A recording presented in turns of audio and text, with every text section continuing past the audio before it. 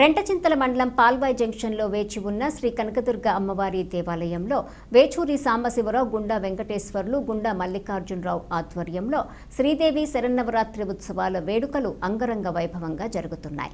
ఉత్సవాలలో భాగంగా మొదటి రోజున అమ్మవారు భక్తులకు బాలత్రిపుర సుందరీదేవి అలంకారంలో దర్శనమిచ్చారు. పుణ్యదంపతులు పీటల మీద కూర్చుని అమ్మవారికి ప్రత్యేక పూజలు చేశారు.